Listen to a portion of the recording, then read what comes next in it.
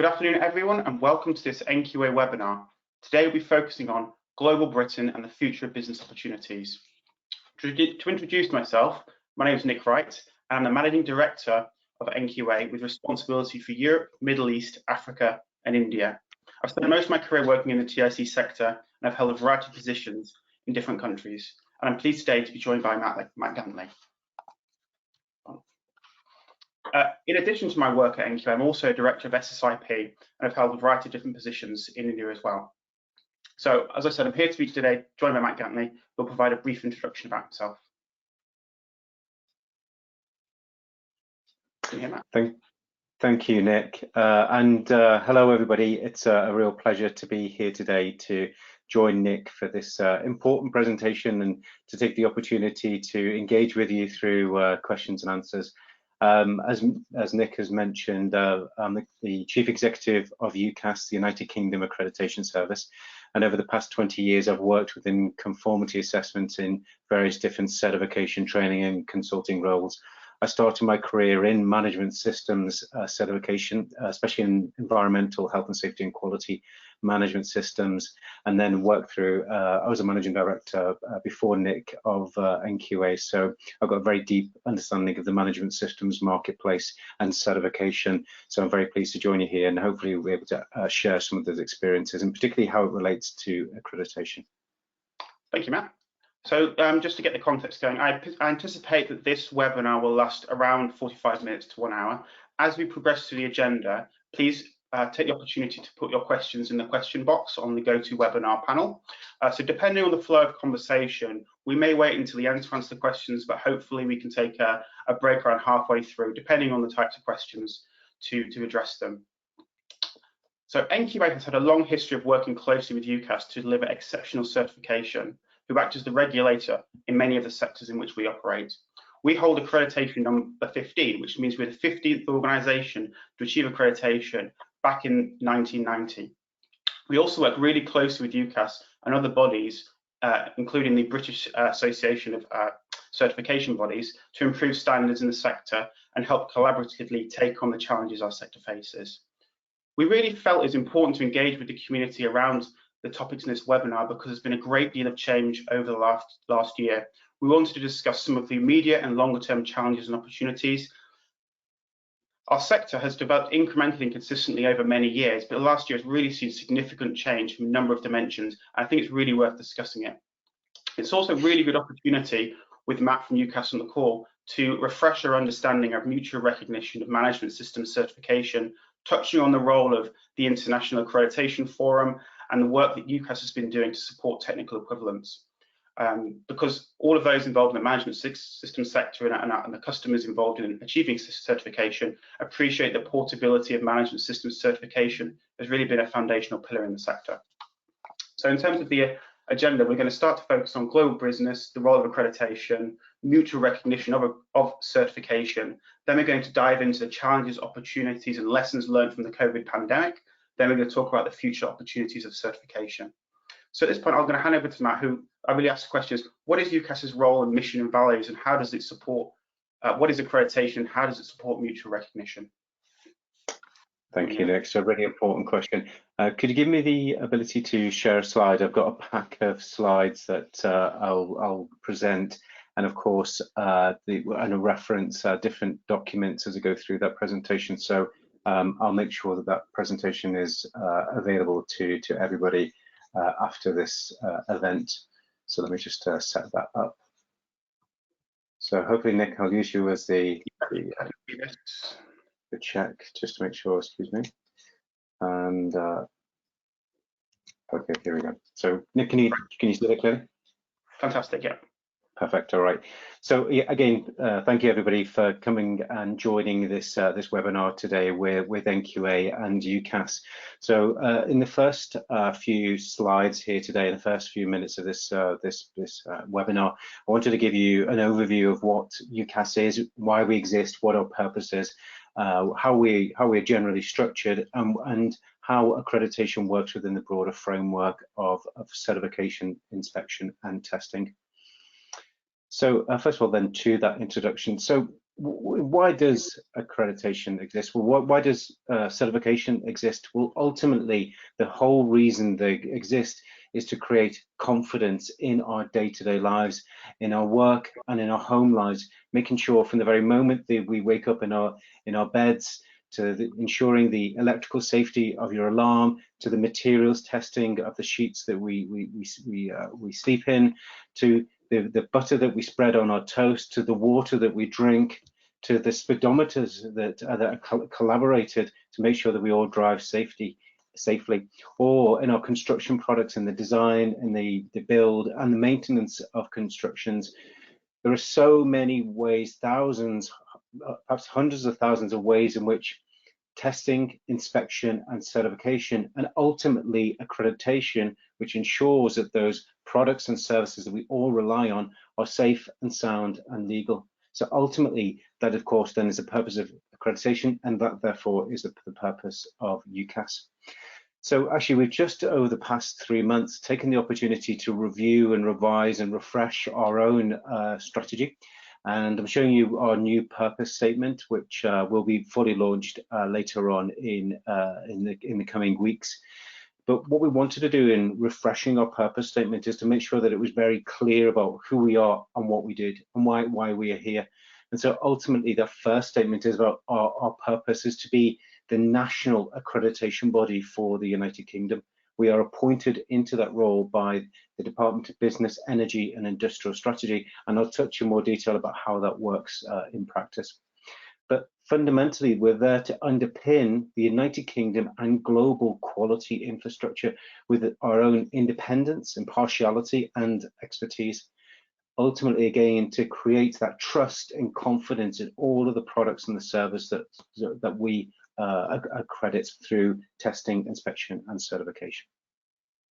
So a little bit about UKAS itself. So actually, although we're just over 25 years old, we celebrated our anniversary last year. We can trace our history back to the British Calibration Service, which goes back to 1966, but we were consolidated as one organisation in 1995. What's important to remember from this slide is that we are a not-for-profit and non-profit distributing organisation, but we are entirely self-financed, apart from a very small grant that we receive from government for specific areas of development activities and international engagement, but otherwise we're entirely self-financed. As I mentioned, we're appointed as a national accreditation body through the Accreditation and Market Surveillance regulations. Now, of course, because of Brexit, those regulations have been brought into place now into UK or GB regulations, with the exception of Northern Ireland, which is still bound by those European Parliament regulations. But ultimately, nothing has changed in terms of the regulations, in terms of our remit. We are still the national accreditation body, and we still are compliant with the fundamental principles of the European Regulation 765/2008, but that has been transposed into Great British and into UK legislation. We have 265 staff, of which 190 are assessment managers. And also a key thing to remember from this slide is that we have over 700 technical experts. So they are the management systems experts, they're the data security experts, they're the medical laboratory experts, they're the engineers, they are the forensic scientists. They are the experts that we rely on to ensure that our accreditation of testing, inspection and certification is done so at the very highest possible technical level, ensuring that what we examine, what we evaluate for its competence is done so at the very highest level. We have just over 3,000 accreditations, although that's increasing, and in a normal year we will deliver around 33,000 assessment days, which gives some kind of indication of the breadth and the size of UKAS. A key aspect of what we do is governance and representation, because we are the sole national accreditation body, and so we need to ensure that in delivering our activity, we are representative of 4 major colleges, and they are governments, customers, businesses and professional and other institutes. And we've created those colleges to make sure that we have governance at the very highest level. So as we are accompanied by guarantee, we don't have shareholders, we have instead guarantors, or in other words, members, and these are the members of UKAS. So this is the ultimate governance. So we report to these through our annual general meeting every year. So as you can see from that in government, it's regulators such as the Health and Safety Executive or the Food Standards Agency, the Department of Health, the Ministry of Defence, and DEFRA as well for Environment, Food and Rural Affairs. So very strong government representation, as well as customer groups such as the Association of British Certification Bodies or the British Measurement and Testing Association, business groups from the largest of the largest being CBI and smallest businesses being the Federation of Small Businesses, as well to, as you will see, many professional institutes that you will also be part of within this audience today. But we also ensure that we have representation through different groups, technical groups, which allow us to connect through technical advisory groups. We have industry groups, we have technical focal points, and we also have development pilots, which allow us to understand and get input into how projects are developing and how to make sure that projects work well. And we also have a policy advisory forum of 60 members, as well as a policy advisory council, which meets every 3 years to guide us on strategy and key priorities. Also, because things are developing so much in the healthcare sector, we've got a specific healthcare steering group and a fourth industrial revolution steering group looking at the big opportunities that technology brings to us in the future. So I just want to finish up by just saying some quick points about accreditation. What is accreditation? Well, it is actually technically defined in the regulations and also within the relevant standards. So I just wanted to just quickly highlight what that is. It is the formal recognition of competence, impartiality and integrity of a conformity assessment body. And as I've already mentioned, that can be very broad, including testing, for example, COVID-19 antigen tests, or inspections such as passenger lift inspections, or certification, as you will well know, through ISO 9000 quality management systems. But now there is a new kid on the block, for a good phrase, which allows verification and validation of claims. So that's a really important area of conformity assessment, which you see growing in the future. But as you can see as well from the right-hand side, there's a whole list of the relevant international standards of which we accredit conformity assessment bodies against through the testing, inspection, certification, calibration, verification, etc., and proficiency testing. Another way to think of accreditation is through a hierarchy, and that hierarchy shows that for government and for the public, we are the last level of control. The last level of control to ensure, as an appointed public authority activity, that we ensure that conformity assessment is done so competently, impartially, and independently and consistently. So we sit on top of the conformity assessment bodies. The conformity assessment bodies, in whatever form that might be, then ensure that products and services that are safe and sound, and that could be people, could be management systems, could be equipment, could be organizations, could be a very broad range of things that are tested, inspected and certified. And all that is done under relevant international standards and then relevant national standards or specific specifications or scheme criteria. For example, Nick highlighted one just earlier from his own personal experience, the SSIP scheme, which is scheme specific requirements. Who keeps us in check?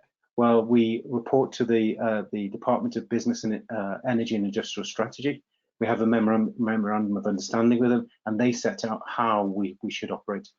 Equally, we are peer evaluated by our EA, our European Cooperation for Accreditation partners throughout the European continent, and they evaluate us against the appropriate competency requirements of 17011, as well as appropriate requirements of the EU regulations 765/2008. And that's all done to ensure there is mutual recognition, of which we'll touch upon later. But just a final slide, I want to mention that accreditation does not exist in isolation. Of course, we've already mentioned its connection with certification, inspection, testing and calibration. And in order to be able to deliver our service, we still need standards. And so we have the National Standards Body in the UK, BSI. And then, of course, we have the National Metrology Institutes for Scientific and Industrial Metrology, and then the National Measurement Office for that governmental aspect of traceability and standardization. Nick, back to you. Thank you very much. Thanks, Matt. That's a really great overview of the accreditation infrastructure. So how does UKAS, working with national partners, promote mutual recognition of certification globally, in particular relating to the work you do with the IAF? Because that'll be key for many people on the call. Yeah, absolutely. So there are many ways in which we work with accreditation, but actually if we just show this slide of why accreditation matters, it gives us an indication of just the importance of accreditation and governments working together to ensure that, for example, in the very critical time that we had in March last year, the beginning of the pandemic, when we were all searching for personal protective equipment, we all need to ensure that there are appropriate, clear standards, that whether they're national standards or international standards, so that, for example, personal protective equipment can be manufactured to the appropriate requirements, and then those requirements are tested or certified or inspected, wherever it might be, the appropriate conformity assessment methodology. And then when it comes to the UK, in the case of personal protective equipment, it can then be tested again for regulatory purposes, or it can be certified to ensure it meets the appropriate requirements. So certification, particularly in product certification relating to PPE, or even for the example with COVID-19 testing, as we've seen for the test to release program, which UKAS is accrediting all of those laboratories. Accreditation and international cooperation makes a massive difference into the way that the standards are delivered and products are delivered. So what is the role of mutual recognition? Well, a key aspect of that is ensuring that products and services can be globally trusted. And these are the UKAS symbols. These actually, the updated symbols, as you'll have seen, our brand was just very recently updated as an evolution of the brand, bringing it into more digital format. But these are the new symbols that are used, for example, in the top left for management system certification, or across a range of conformity assessment activities that UKAS accredits. So the idea behind that is to ensure that a product or a service can be globally trusted, ultimately to achieve the objective of tested once, recognized everywhere. Now, when we look at this in terms of the brands that we use in our day-to-day lives, for example, the BSI Kite mark, or now the UK Conformity Assessment mark, or as well the CE mark, or in our daily lives, such as the Red Tractor Food Standards scheme, or the Gas Safe Register, or even the National Lottery balls. All of those rely on accreditation. And in the case of UK Conformity Assessment mark, and the Kite mark, and Red Tractor, and Gas Safe, and the National Lottery, they all rely on the underpinning of UKAS accreditation, of UKAS accredited testing, inspection, and certification, ensuring again that the things that we use, from what we cook for our breakfast or our lunch, to the aspects of components that go into machinery, into our industry, we can be confident that they've met the very highest standards. And that is achieved through mutual recognition in two ways. So, as I mentioned, accreditation is part of an international network to ensure equivalence of technical standards and ultimately the removal of technical barriers to trade, delivering that major objective, which is highlighted there: tested, inspected, or certified once and accepted everywhere, with the objective to ensure that a product is not tested twice, both in terms of when it's manufactured and then when it gets to its ultimate base, so its ultimate customer. We don't want it to be tested too many times. That causes technical barriers, that causes cost and duplication and delay. Now, there's two major types of mutual recognition agreements. So first of all, this technical recognition between accreditation bodies. And so UKAS is a member of the International Accreditation Forum and the International Laboratory Accreditation Cooperation. And through those two groups, which covers certification, inspection, and testing, our accreditation, certification, inspection, and testing that we accredit is mutually recognized across the world by other accreditation bodies as being technically equivalent. In order to achieve that, you need to go through peer evaluation. So the accreditation bodies are peer evaluated against 17011. and we are peer evaluated. All accreditation bodies are peer evaluated to relevant regional groups, and UKAS is done through the European group, EA, or the European Cooperation for Accreditation. And actually, our peer evaluation is in May, in a few weeks actually. So we're obviously preparing for that and ensuring that our appropriate requirements are fully in place. Now, there's also another major part of mutual recognition, and that's a bilateral agreement between states, or actually between, for example, the United States and the European Union. But it is a mutual recognition to promote trade in goods between nations, facilitating market access by mutually recognizing each other's regulatory regimes, so that ultimately it only needs to be tested, inspected, or certified once and then accepted everywhere. Now, due to Brexit, there's been a change in that, and in the trade and cooperation agreement between the UK and the EU, there is no mutual recognition agreement.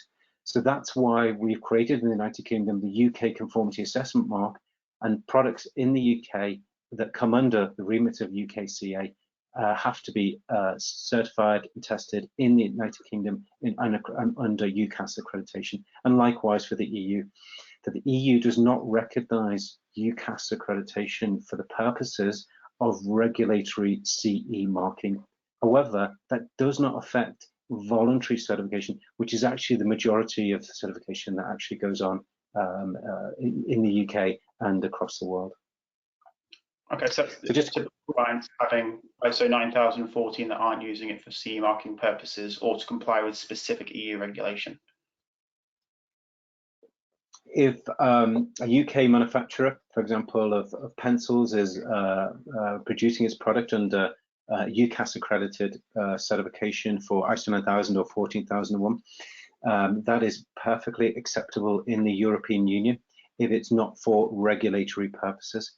Now, the regulatory purposes will be clearly defined, and that UKAS accredited certification would not be appropriate for that.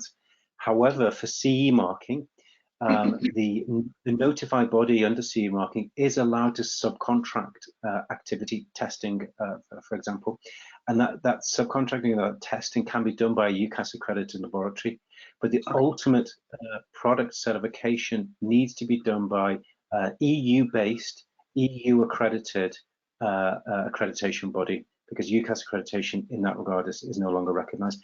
And likewise for UK Conformity Assessment mark, it has to be done by an approved body that is UKAS accredited. Okay, and just to clarify, those call that NQA is not an organisation that undertakes CE marking. No. Okay, thanks. But it's a very important point you raised, Nick, about voluntary certification, and that is the majority of conformity assessment activity that happens around the world, primarily because it is driven through supply chain demands. And so products are moved and sold all around the world because of supply chain specification. For example, for ISO 9001, or it might not even be a product, it might be a service, it might be data security, and therefore ISO 27001 is used and mutually recognized through technical equivalence all around the world. So UKAS accredited 27001 certification is recognized by every other accreditation body that signed up to the MLAs all around the world. And this slide actually is for laboratory accreditation, but it's a very similar slide for IAF, showing the coverage of mutual recognition signatories who've met that peer evaluation requirements, of which in other words saying that UKAS accreditation is recognized in all of these countries, but there's some countries that have yet to sign up to those appropriate requirements that will be evaluated against those criteria, so that they are not recognized by the others as yet.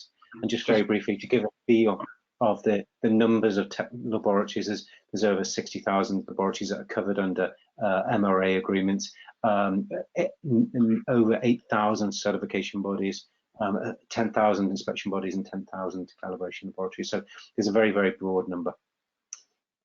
If you want to find out more about mutual recognition, how mutual recognition works, I put in the slide pack and with some links to it as well, some links so that you can download that and find out all the facts and figures about it for your own perusal. Yeah, I think a lot of people find that very useful, Matt. Just to be clear then, UKAS accreditation is recognised by other European accreditation bodies.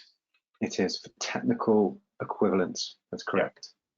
By all other EU or European accreditation bodies for technical equivalence. However, as mentioned before, the national bodies might have a different arrangement, and that's the difference between mutual recognition between accreditation bodies, technical equivalence, and mutual recognition between governments.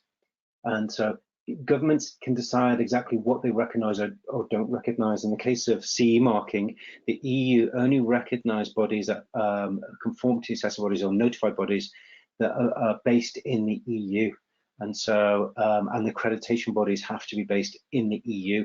And of course, we're no longer in the EU, and so UKAS is not accredited. But we are mutually recognised for all accreditation bodies in Europe and across. It's not just the EU; it's across the world, as we've seen in the last slide. The conversation becomes very EU-centric, but as other countries around the world might do similar things in the future, restrict certain accesses, but we don't really tend to see that. So it's not a really EU-specific issue.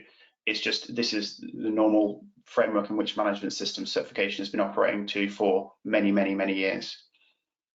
Yeah, and actually the government getting involved, governments or regional government trade bodies such as we see in the EU, it's actually very rare for them to get involved and specify that the conformity assessment body or the accreditation body has to be based in their country. There's not many cases of that happening because it is a technical barrier to trade. It makes it more difficult for products and services to be traded around the world. And so normally that's not specified. Government doesn't get involved in the voluntary space. They are very focused though, especially as you've seen through UKCA or CE marking, on very specific products because of their safety arrangements or the energy efficiency issues. So it's limited in its scope. Okay, that's really helpful. Thanks. Do you want to jump onto that? Is that more content than that? UKAS's involvement with the EA, IAF, and ILAC, or is that just the end of that section? What I wanted to move on to, Nick, is just a broader point that we often get asked about is what is UKAS doing to help promote accreditation around the world, and particularly in the United Kingdom as well, and what is UKAS's recognition in the United Kingdom? So I just wanted to kind of touch upon some of those key areas, if you don't mind, Nick. And one is particularly to do with what is now that we've left the EU. And now we've implemented directly into UK and British law the requirements of those original EU regulations. What is government's policy regarding conformity assessment? Excuse me. So I wanted to show you this. I've got to put the link again to this slide for everyone who wants to go through this in detail.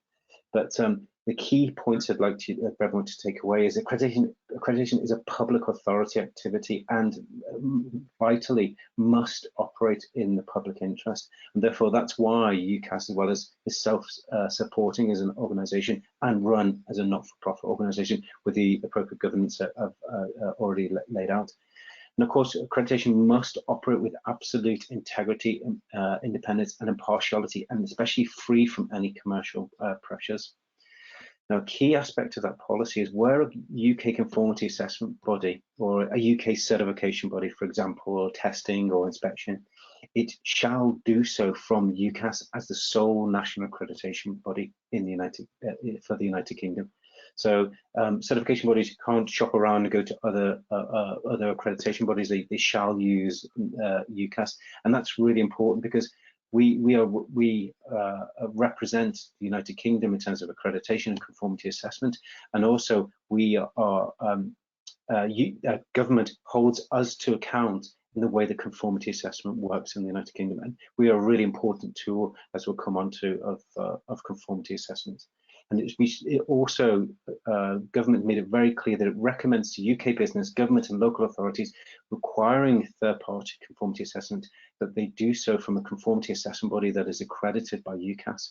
Now that has been, I guess, an issue for many certification bodies where they've seen other bodies who purport to be accredited but are not accredited, tying customers up to 10-year contracts and they're actually unaccredited. So government's made it much, much clearer on this key point.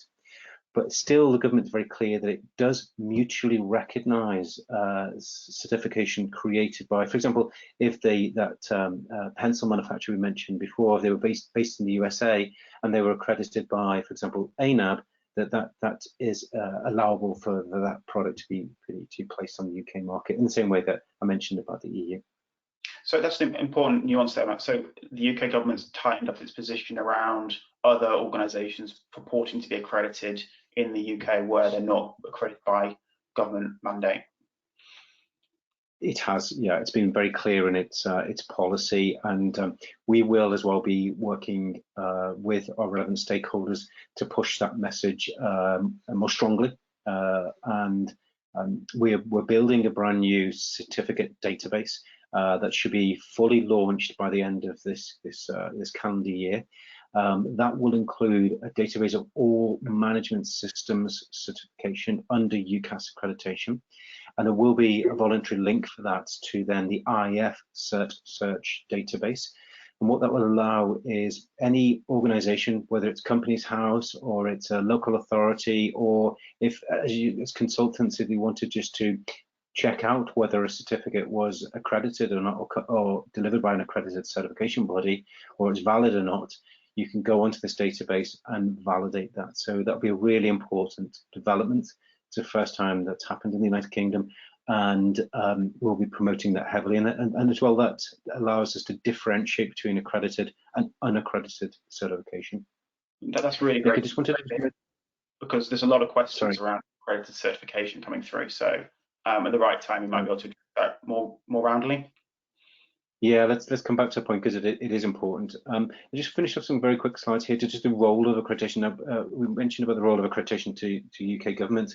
So there are many different ways in which accreditation plays a role in supporting regulation. For example, whether it's drinking water, whether it's food safety, all the COVID-19 testing laboratories, or all of the pathology medical laboratories, asbestos consultants, asbestos inspections, emissions trading, all the forensic science regulated areas is coming under accreditation.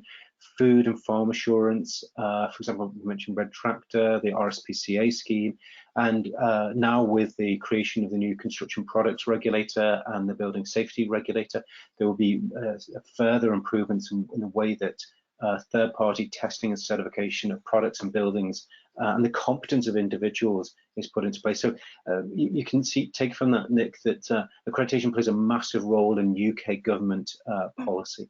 Moving forward, yeah. And just we mentioned the point about promotions, and I won't labour these points, but there is a strong body of evidence which you can look at, and there's evidence of the value of accredited conformity assessment, estimated to add around £600 million per annum to the UK economy, and there's lots of different reports which report this very similar thing.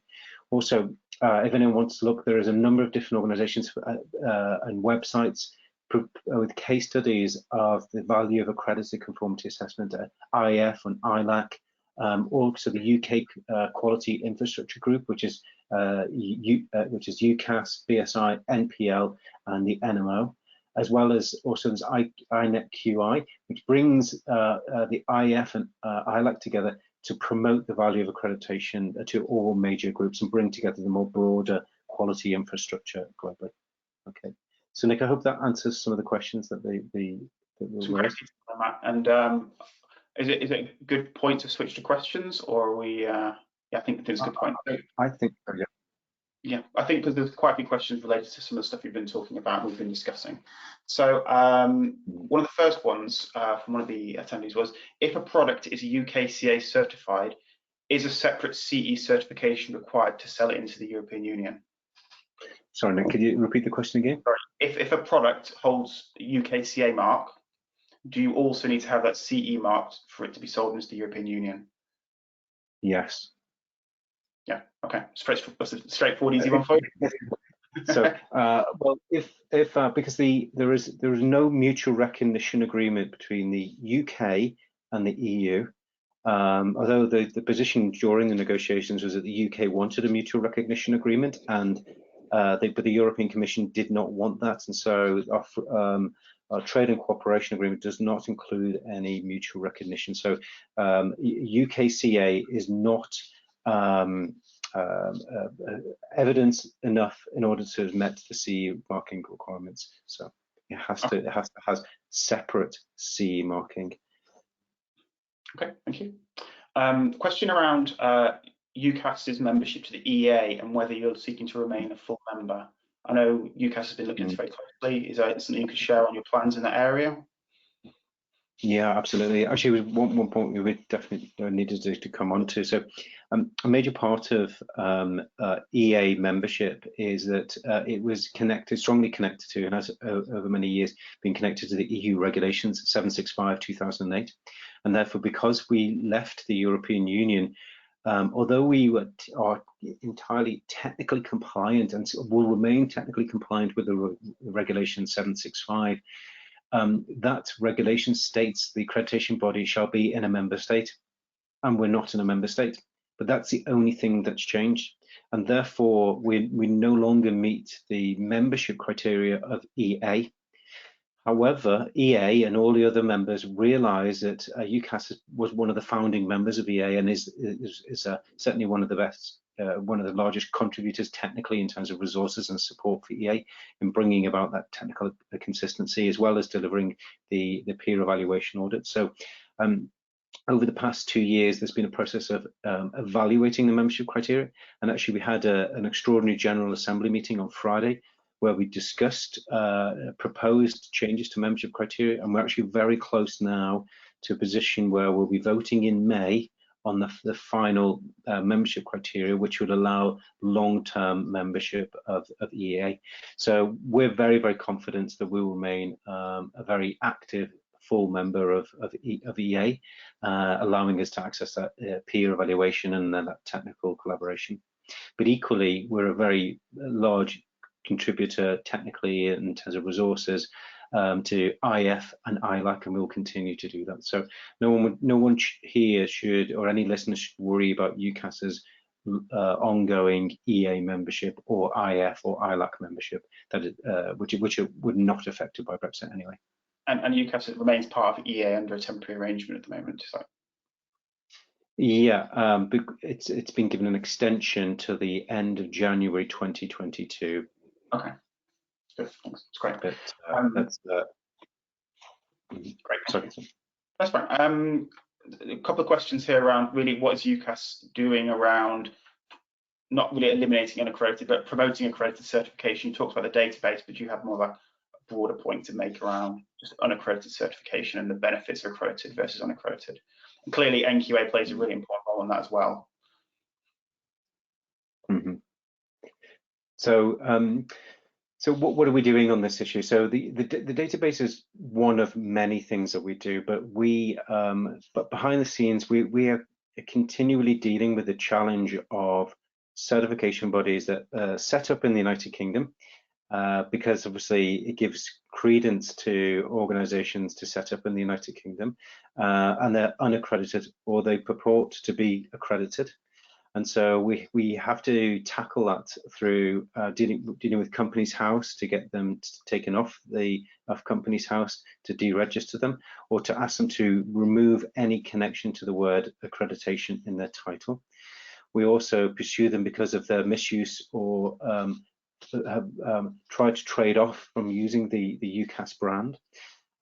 We also pursue them through the hosting websites, and so deal with certification bodies who are setting up in the United Kingdom. Often they're not doing it for the purposes of the UK marketplace, they're actually doing it for often it's the Indian marketplace, but we have to pursue that. And in the United Kingdom, obviously where we see bodies who set up to purport to be accreditation, we take appropriate action through trading standards Obviously, we can take appropriate legal action, as well as promoting accredited conformity assessment. Now, this is where certification bodies and consultants play a massive role in that. And you'll have seen that we've invested and significantly increased the amount of engagement that we do through our marketing activities. We built a brand new website. We've significantly increased our focus on social media to promote this message of the value of checking whether your certification is accredited or not, is UKAS accredited. And the database at the end of this year will be a major part of that. Database, I think, will be really, really crucial. Is there an expectation, it's another question, that the database will be used by government and other specifiers that would look to validate certification in a way of promoting it to them?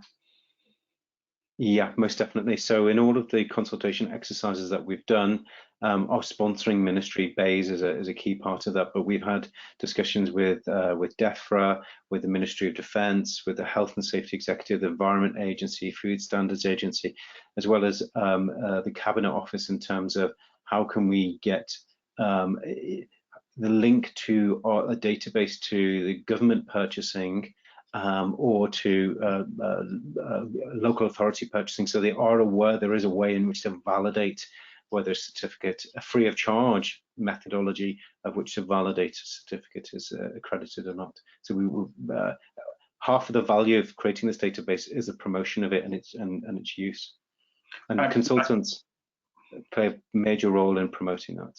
And I think certification bodies and customers too, because for the resources UKAS has, you will never have as many resources as all the certification bodies, consultants and clients out there pointing people to that website, promoting the value of it. So it's a collaborative effort, no doubt.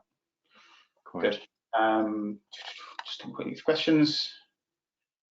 I think those are the, there was a question up here, give me 1 second. There's a question about whether anti-bribery management systems would be part of the IAF MLA. Are there any plans to look at that? That's ISO 37000.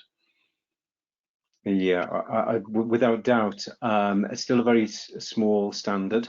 We're accrediting it, but there are not many other accreditation bodies providing it. And so the MLA doesn't work until there's other accreditation bodies who can be signatories. Yeah. So the answer is yes, but that will take some time. Okay, good. Okay, I mean, there's lots of the questions. Yeah, sorry, I'm conscious of 3 minutes in. We're only through part 1. So should we move on to the next part of the discussion, Matt, if that's okay? Yeah, please, yeah. Okay, so I think this is really relating to the coronavirus pandemic and how you feel, you know, UKAS experience and how certification has reacted to the UKAS pandemic. Sorry, not UKAS pandemic, the pandemic and how UKAS has reacted. We're not that powerful, I'm afraid, Nick.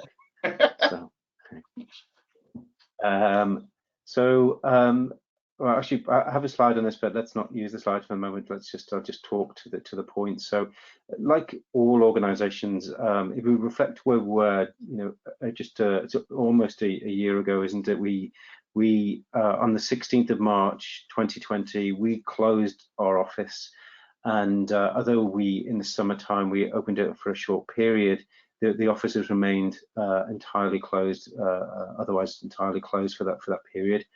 And so very early on into the crisis, we set up a crisis management team, or my executive team, bringing together the technical and operational, communications, financial aspects of our business to ensure that we managed it through a very difficult time.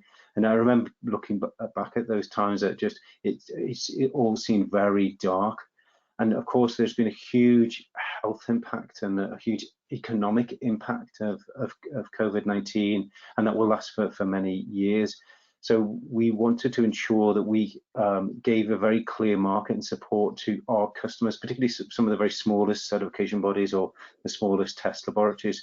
So we worked very hard to make sure there was a fund there in terms of credit in order to allow them to manage any cash flow impacts of the situation. We also made sure that technically we provided very clear information about the use of remote assessment methodologies, and encouraged our certification bodies, inspection bodies to embody those techniques into the evaluation methodologies in order to make sure that conformity assessment could continue. We took a very conscious decision of not furloughing any of our staff, because we are the national accreditation body, and we wanted to ensure that we continue to provide a broad and comprehensive service, even when there was a period where it was significantly impacting some key sectors, such as our medical laboratories accreditation or the forensic sciences accreditation. But we continued with that comprehensive service and have done all the way through. There have been some very positive aspects of the pandemic, and it's made us really look at technology, such as this webinar, that we can communicate, we can engage, we can collaborate, we can continue to provide a very effective remote assessment service through embodying technology. At the beginning of 2020, we had a strategic objective to develop remote assessments and to pilot it and to test it. But who could have known that 100% of all of our assessments would have been remote from April onwards. And so we've taken this time, and we still continue to do remote assessments. There are now cases where we can go back onto sites safely, and where it's very much desirable or essential to go back onto sites. But longer term, we are developing guidance. Actually, initially we produced guidance about the crisis and dealing with it. We produced guidance on remote assessments for certification bodies, and we just produced a new guidance document, TPS 74, which is still on our website for consultation, which deals with the long-term approach to blended assessments. So embodying that technology, embodying that opportunity to collaborate and coordinate, we will continue to use those techniques going forward. I think that's so Nick, I've been quite impressed by what the certification bodies have done, or inspection bodies have done in this time. Did you want to share what you've been doing as well? Yeah, absolutely. I think very similar to your experience at UKAS, at the beginning of the pandemic, we weren't quite sure what was going to happen. It was a very unnerving time for working in an organisation. But we put our people at the forefront of what we did, and as an organisation, we came together exceptionally well during a very uncertain time. And it's in a dark time, a very positive time for our organisation. I think some of the key lessons we came out, especially with putting our employees first and putting our customers first, and being flexible is key. And I think UKAS played a really important role in giving us flexibility to be flexible with our clients, to enable us to do their certification and really communicate effectively upfront as to what's going to happen, to give people certainty in a very, very uncertain environment, setting out early how we're going to approach remote auditing, engaging people about what that is. And some of the other lessons really, just from broadly, is it's really shown the importance of things like business continuity, planning for these kind of scenarios, and making sure your IT infrastructure is reliant and able to deal with the changes that your organisation faces in the future. And as an organisation, we're really excited about remote auditing and the change it's caused an industry that has been very slow to change in this way for a long time, even though the technology has really been available for quite some time. Our experience of remote auditing is positive, but also cautious. And I think raising the fact that the TPS is now on the UKAS website for consultation, that's not just consultation for certification bodies, but it's the industry, and it's probably one of the more important statements or positions that's out there for some time.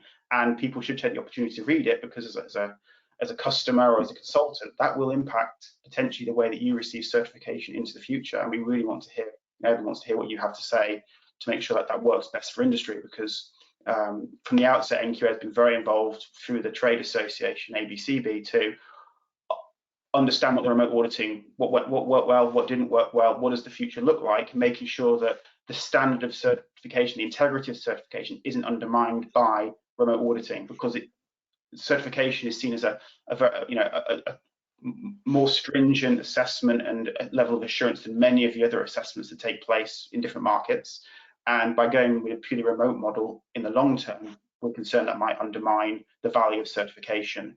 But at the same time, we want to make sure we make the most of the technology change, and making sure that we avoid essentially what we named a blended approach, where partly on-site, partly remote auditing might be a way forward, not least to improve the client experience, reduce the burden on the client, but also the carbon footprint of the industry, because we're flying around, driving an awful lot, as a sector, and what can we do to improve that? So I think that's one of the things myself personally most excited about, but also want to make sure we get absolutely right as a sector. It's an industry-wide initiative. Absolutely. Good. So we talked a little about remote auditing now, and I'm just going to check to see if there's any questions related to that. I think we're still lots of questions still related to the unaccredited remote audits, those kind of areas there as well. So maybe just okay. Okay, so perhaps moving on from the reflections on the coronavirus pandemic, really blended audits, remote auditing, and the lessons learned from that. Moving on to kind of what are the business opportunities in the future, what's really on the horizon. I think the first question in this section was really about what is UKAS doing to support UK business, help consider the future. Well, actually, I think we've answered this in some ways within our role. So, our role as a accreditation body is to make sure that we can support the development of conformity assessment, particularly as it develops into new emerging areas. We have a process for horizon scanning where we look at opportunities in the longer term. So although we can't directly get involved in what businesses do, because we're one or two steps removed from the process, we are more broadly looking at where the market is going for conformity assessment in order to ensure from our own perspective that we have the resources and the capabilities in order to be able to deliver them in the future. So we reflect on some of the things we've already talked about today. If you look at that strategic context of the way things are developing, our broader environment is dealing with the COVID-19 and how that plays out over the coming year and longer, and adapting to the new normal, especially a blended approach to assessments, and using the technology to be able to conduct our own assessments and make sure that the certification bodies are also conducting those assessments still with the same level of integrity overall through the blended approach. Also, we need to look ahead to the implications of the fourth industrial revolution. At the beginning of this meeting, I talked about we've set up a fourth industrial revolution steering group. Now, the idea behind that is to look to see what areas of the fourth industrial revolution, that confluence of technology that comes together to create unique opportunities, whether it's artificial intelligence, the Internet of Things, blockchain, drone technology, autonomous vehicles, or GDPR, data security, how they all come together to ensure that we have ultimately, back to that same point of accreditation, which is products and services that we can rely upon. And so we are looking to see where are the developments in, for example, artificial intelligence, for example, that could be the surveillance cameras, could be the identification of faces, could be age verification, could be the way in which data is stored or the way data is governed within a blockchain technology, or the way that artificial intelligence is coded, or the way that devices talk to each other. We're working very closely with the BSI as a standards body to look to see how conformity assessment can work. And we published our vision for the fourth industrial revolution, which we sent to the Minister for Business, and we've had regular contact with and engagement with Kwasi Kwarteng in looking to see how conformity assessment can play a role in this big and a very important developing area.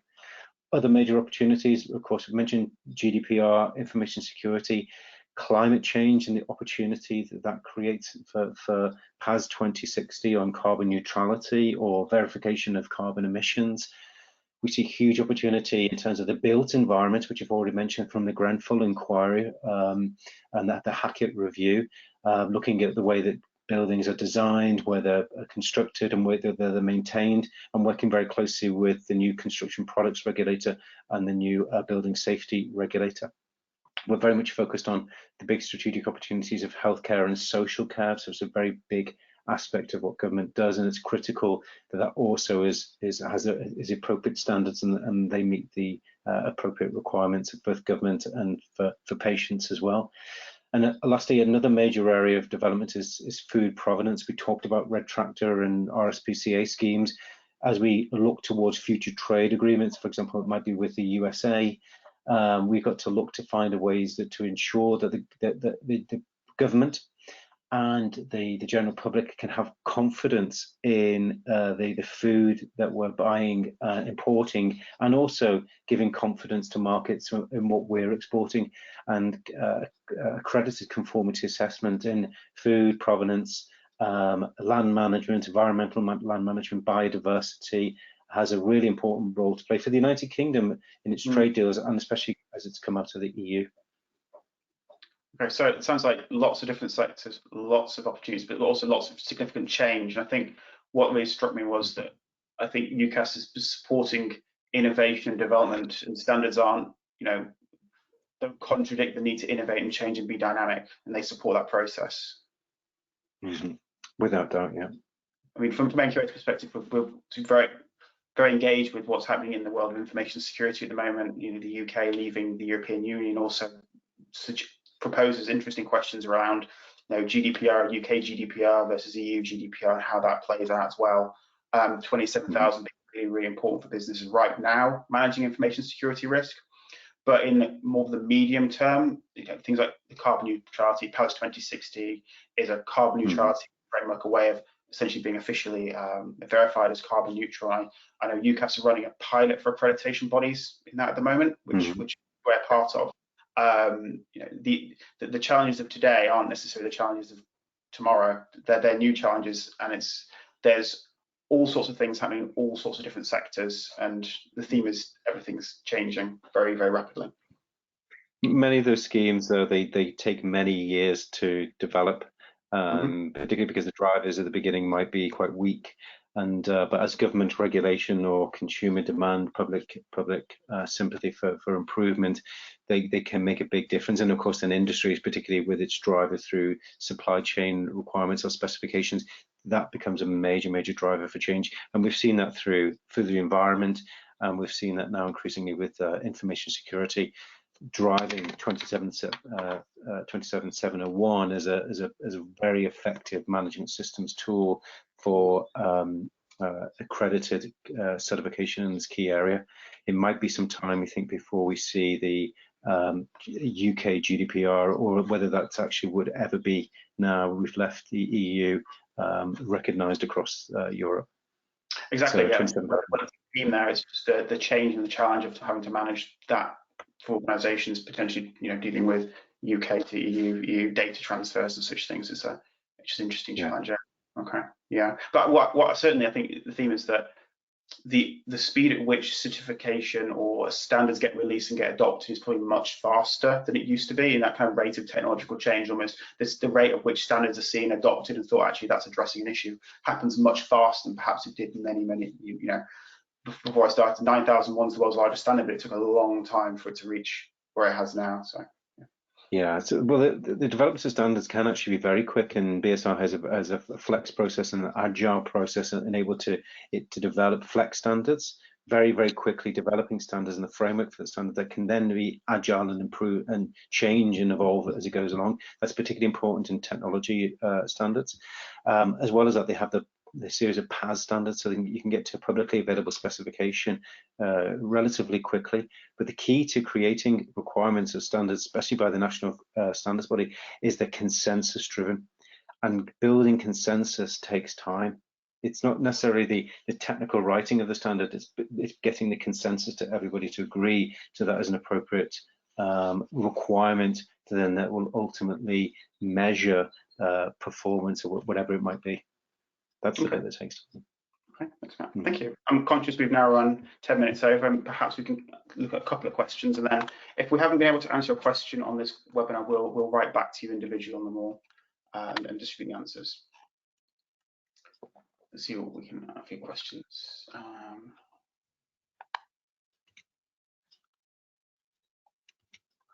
Under the topic of accreditation and regulation, what is the nature of the relationship between the UKAS and the FCA, and is there expectations of any future collaboration, the Financial Conduct Authority? Yeah, at the moment it is limited. There's no deemed to satisfy any formal recognition between FCA and UKAS.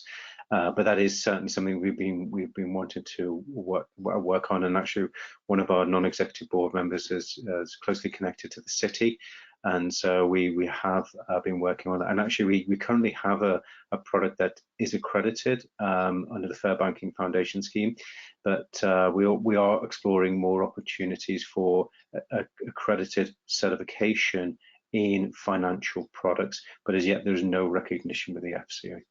Okay. So watch this space potentially. Perhaps. Yeah. Good. It's more of a specific question related to remote assessments, and which you might want to answer. I might defer to myself. I don't mind. When undertaking a remote reassessment of an ISO management system, some certification bodies have insisted time taken for a site assessment is still the same time as a remote, which it clearly isn't. What guidance is there in place for remote reassessments of ISO management systems? Well, I think you're the certification body. I think you would want to answer that. Yeah, so essentially at the moment, as a certification body, we're operating under unusual circumstances, which is a document called ID3, which is also applied through some specific UKAS technical requirements. So this is really NQA and all the certification bodies providing certification under very unusual times and given specific extra measures. But ultimately, the goal of any certification process, where it's on-site or remote, is to make sure a full and complete assessment of that management system takes place, and we're able to achieve the outcomes of that assessment. Each certification body takes a slightly different approach to that. The audit duration, some circumstances for remote audit might need to be higher. In other cases, it's the same. It's very hard to I talk about that in general terms, but essentially the idea is a robust assessment process comes out of that within the framework of a risk assessment is undertaken on a company, which the certification body has to undertake to make sure that when we do an assessment during a recertification, that we're able to achieve the outcomes needed to just be happy that that organization meets the requirements and we recertify it. Now, as we move out of the coronavirus into hopefully business as normal, this is where TPS 73 and the future of blended audits comes in, and it's likely that's probably going to be more stringent than now in its approach, because we have more ability to be on site than we do now. And but hopefully lots of lessons learned through the remote auditing we're doing in the coronavirus is being learned by the industry, which is going to put to good use when it determines what the future process will be. So,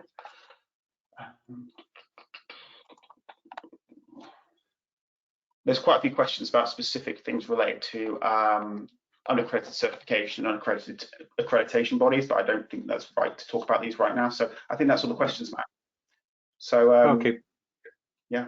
So from NQA's perspective, Matt, thank you very much for coming today and spending some time with us to talk about all these really interesting topics. And I really appreciate the engagement from everyone on the call. And we'll circulate the webinar recording, and Matt will hopefully be able to circulate some of the slides you provided as well. So thank you very much. And thank you for coming. Thank you, everyone. Thank you.